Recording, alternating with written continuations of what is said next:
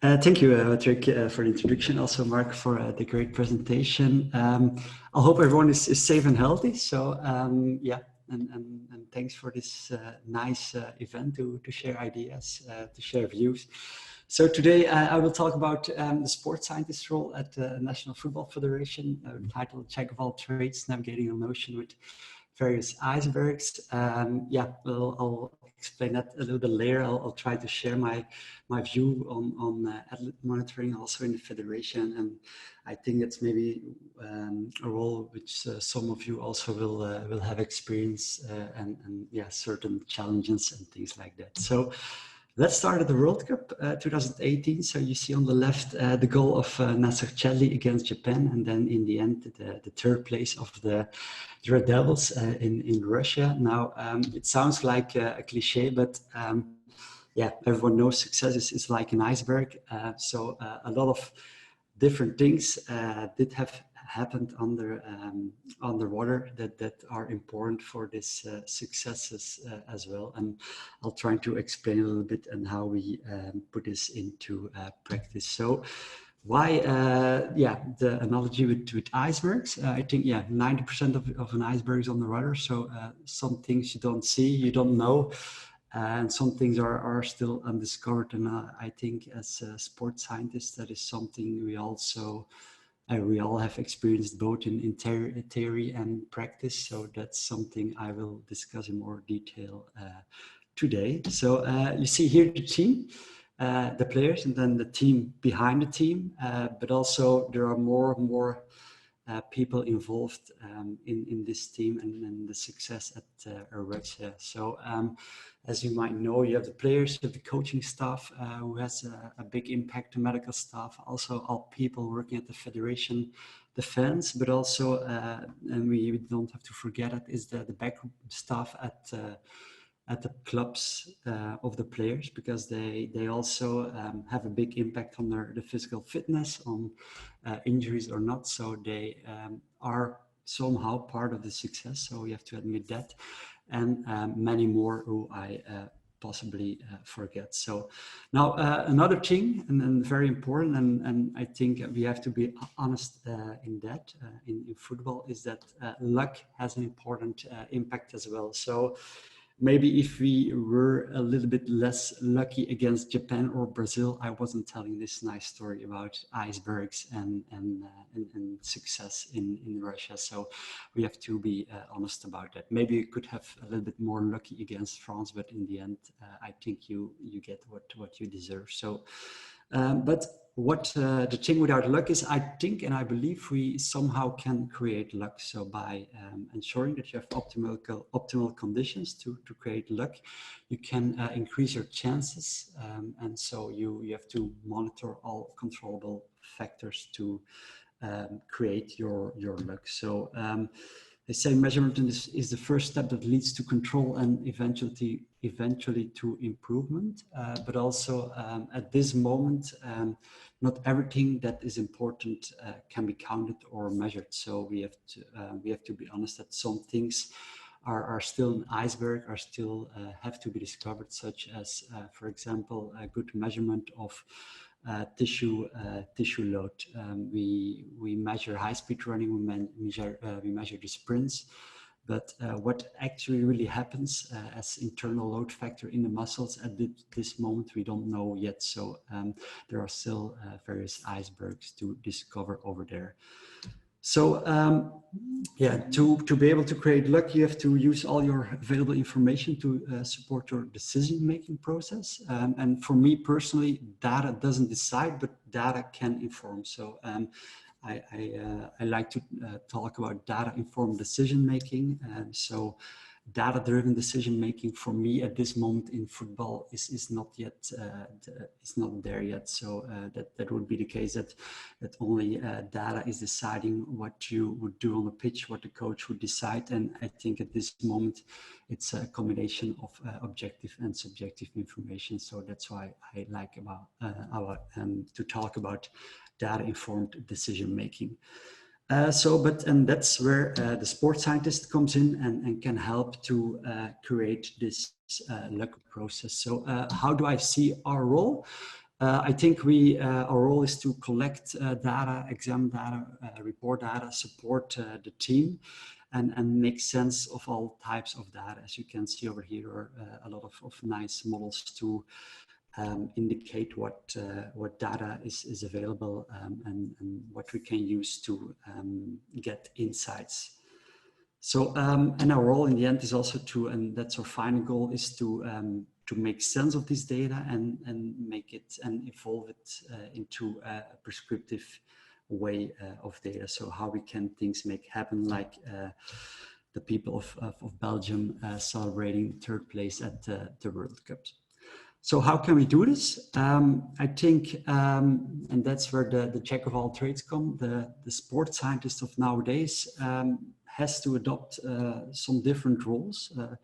Probably you have experienced that yourself. So we have different roles. One is the data engineer. We're collecting data. We are setting up data. We're connecting data. Also have to visualize things and making graphs, reports. So the data analyst is one of our jobs as well. And we have to examine data, look into new insights, relationships, associations. So that's where our data scientist role comes up. And of course, you have to look at it with the glasses of a sports scientist. So we have to know the shortcomings, possible pitfalls. So that's all part of our role. So to start, the data engineer, his role is the data collection, data storage, data preparation. And as you can see over here, before we can go into the descriptive part, evolving into the prescriptive part, we have to start with all data. And nowadays in football, we're collecting a lot of data, psychological data, tracking data, physiological data, coaching data, scouting data, and many, many more.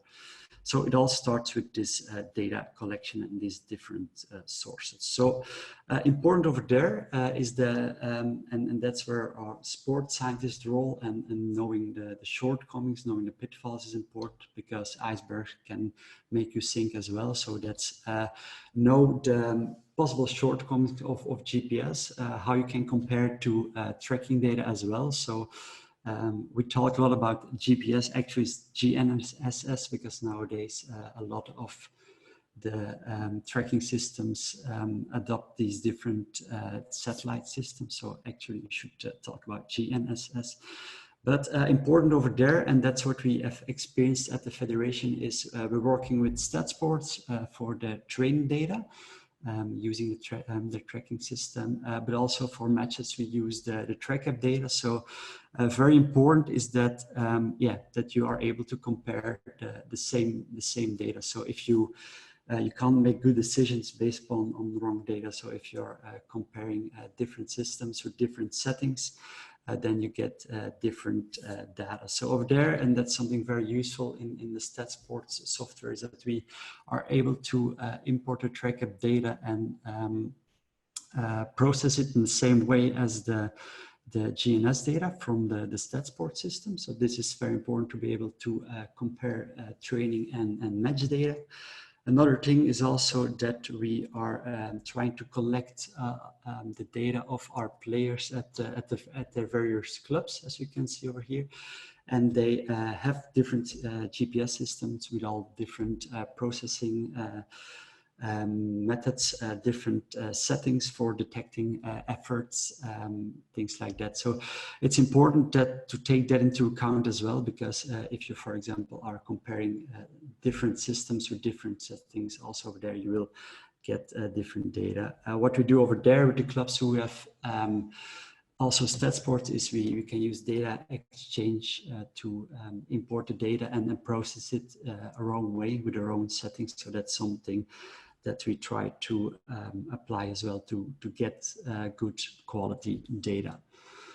So, and once we have set up our database, connect the sources, we can start analyzing the data iceberg and going from the descriptive to the prescriptive part. But then what you notice is that under the iceberg, a lot of data, and soon it turns into a data tsunami. So that's what you've experienced as sports scientists, as practitioners, probably as well, is that, you try to make sense of this data and yeah, try to serve along this data tsunami and translate it into useful prescriptive information.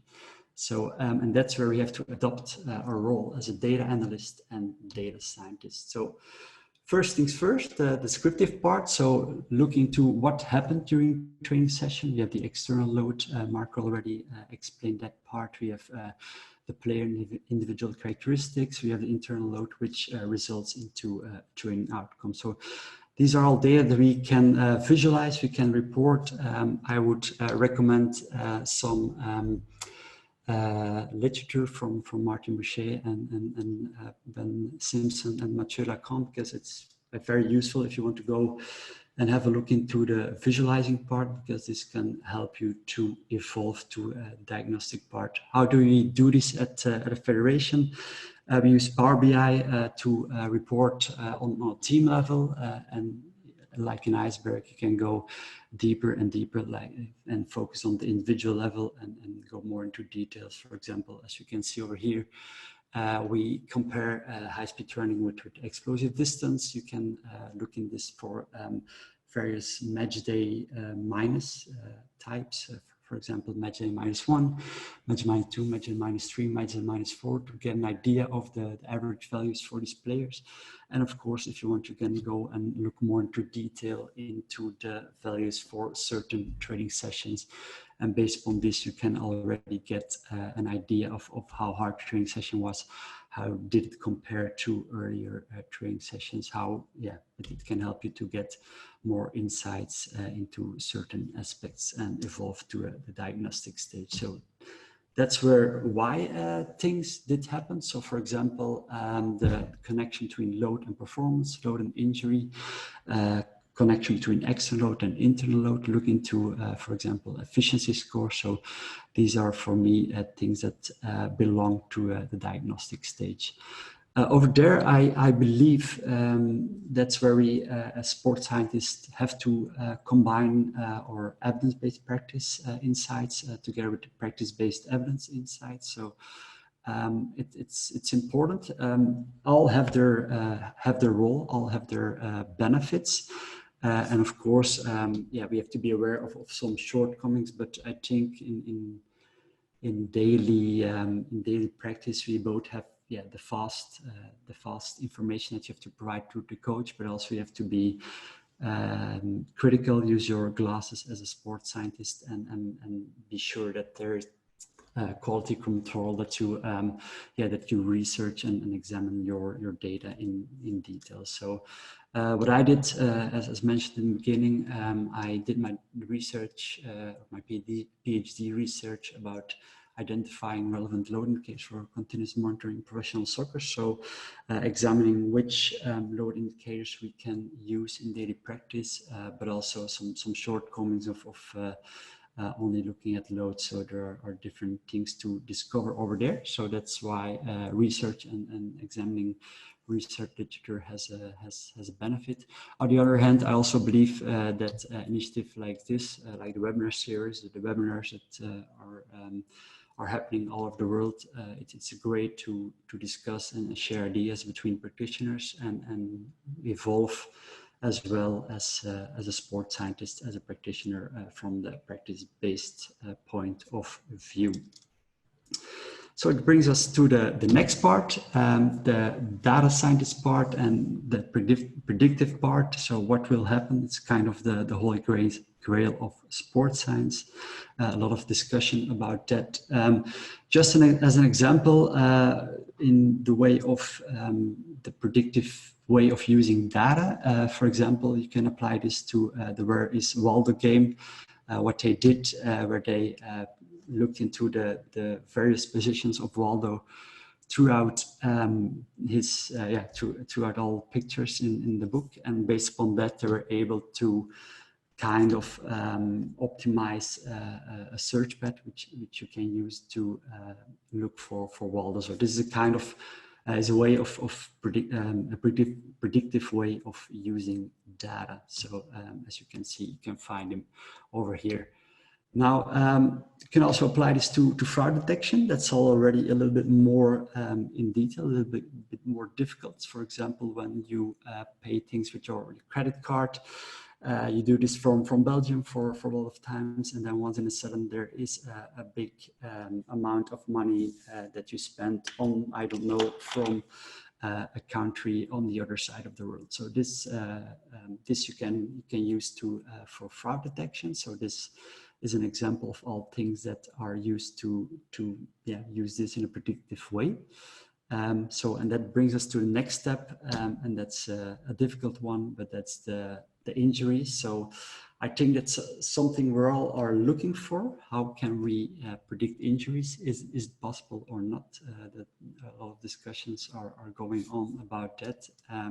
So it's kind of the holy grail of sports science. Me personally, and I believe a lot of you think it's not possible yet. We're far from there. So because an injury, it's not as simple as fraud detection or finding Waldo, but a lot of multifactorial things are connected to it, are involved. So it's non-linear, it's complex. So we should adopt a complex system approach. And as you can see over here, there are so many things involved, and also a lot of them still can't be measured yet, as the tissue or structural load metrics.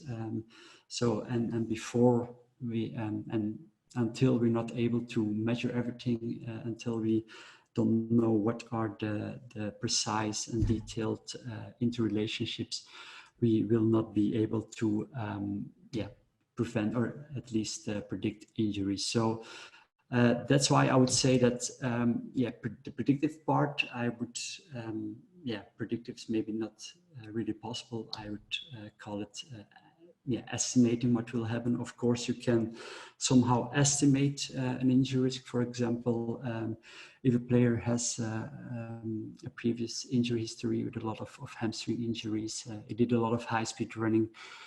He mentioned that he did have a lot of soreness in his hamstrings. Also, the physio noticed a lot of soreness and decreased strength in his hamstrings. All these things together allow you to estimate somehow if there is a high injury risk or not. But for really predicting injuries, that's not really possible. Also within the in the STATSports software, for example, if you want to predict or let's say estimate what's going to happen during certain drills, during certain exercises, you can look into max intensity periods. You can look into what happened during 1 minute. What can we expect for certain exercises? What will be the load? So this is how you can use data in a somehow predictive way to estimate what is going to happen.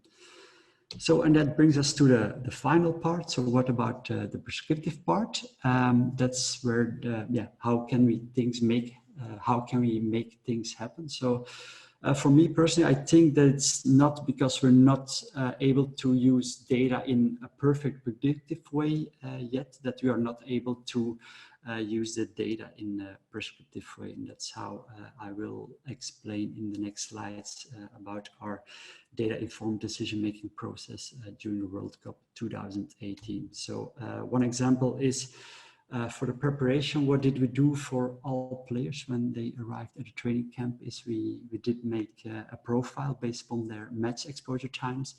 As you can see over here, a lot of them, a lot of the players played a lot at the end of the season. So they did have a lot of accumulated match minutes, above 400 minutes of match playing time. Also on the second graph, you can see that there were also players who didn't have played a lot, which was important to take into account as well. As you know, as by some research, there's a lot of there's a high difference in the season physical load in soccer players depending on their match status. So based on this information, we try to make profiles. So for example, you did have the regular starters who did play a lot throughout the season, and their fitness was sufficient, but they needed some lighter training sessions to regain freshness and remove the fatigue. Of course, we also did have some fringe players who didn't have a lot of match minutes. They did have some, but they needed some additional training sessions. We had the bench players who had to be, who needed to regain their fitness, of course, and also some players who returned from injury, and we had to rehabilitate and bring to their match fitness level. So this is what we used in a prescriptive way to inform the coach, to inform about training sessions, about certain drills, also about top-up sessions, as you can see over here. So what some players during the preparation had to do some top-up sessions to improve their physical fitness and keep up with the rest of the squad. I can recommend this paper of Boucher over there. Also over there, I think within the top-up sessions, still a big iceberg, because we do top-up sessions after a game, but is it sufficient to meet the demands of a match? How can we improve this? So that's another iceberg to explore, but that's something that we try to do during the preparation of the World Cup. Another thing, as I mentioned before, so our task was to estimate a kind of daily balance between physical fitness and the injury risk. So how did we do it? How did we do that? It's a thin balance. So we discussed with the physical staff, the medical staff, like I explained before, what did he do in terms of high-speed running? Is there a previous injury history that's important to take into account? What did the player report himself? Did he report some soreness or not? Was there some limited strength in the hamstrings or not? And based upon all this information, we made the data-informed decision to decide what the player was going to do on the pitch. Was he going to train like with the team, like normal, or was he going to do less, or did we have to do a top-up session to do and to do more and become better? So these were things that we daily evaluated. So to conclude, is there a magic code at the Belgian FA? For example, special artificial intelligence? Of course not. We talk about human intelligence, so like I explained before, considering the complex system approach, also considering that there are things that you can't measure yet, things that you don't know yet, but based upon all the things that you collect, all your data sources, try to make a data-informed decision. So that's what we try to do. Also, one of the goals is research and try to ever improve our insights, our process, and this way, step by step, getting closer to the perfect daily decision. And of course, as I mentioned in the beginning, we have to admit that you need some creative luck as well. So that's what you try to do with collecting all this data, adopting these new technologies is, if you do just things based on feeling, the chance that you make the wrong decision is quite high. But step by step, by adopting new technologies, by examining, researching some things, you can improve and getting closer step by step towards the best decision, the Holy Grail. And that's how what we applied and tried to do and make this combination help us to tackle various icebergs and celebrate some great moments at the World Cup. Okay, would like to thank you, and if there are any specific questions, feel free to ask. Thanks a million, Arne. No, that was really detailed. We actually have a few questions here for you.